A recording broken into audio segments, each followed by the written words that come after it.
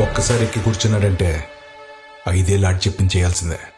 Decide చేసుకో, నిన్ను ఎవరు పరిపాలించాలో. డిసైడ్ చేసుకో, నీకు ఎవరు కావాలో. వాడా, వీడా, ఇంకెవడైనా. ప్రతినిధి 2 సినిమా మూర్తి గారి ఆధ్వర్యంలో ఒక బ్రహ్మాండమైన సినిమా తీసుకొచ్చారు. ఓటు విలువ.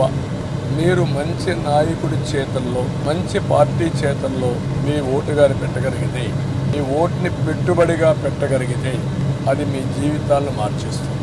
ఈరోజు ఒక ఓటు అనేది మీరు చాలా తేలిగ్గా తీసుకుంటున్నారు.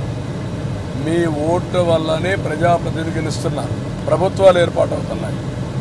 ఏర్పాటైన ప్రభుత్వాలు ప్రజా విధానాలు తీసుకొస్తున్నాయి, పబ్లిక్ పాలసీస్ తీసుకొస్తున్నాయి.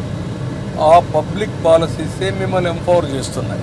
మీరు ఎంత కష్టపడినా ప్రభుత్వ విధానాలు సహకరించకపోతే మీ అభివృద్ధి కానీ, సంక్షేమం కానీ, సాధికారత కానీ జరగదు. అందుకనే మళ్ళీ చెప్తున్నా, ఓటు విలువ చాలా ముఖ్యం.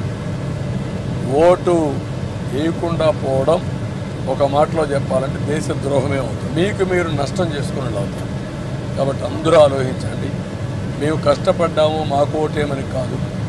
ఓటు వేయడం అనేది మీ బాధ్యత.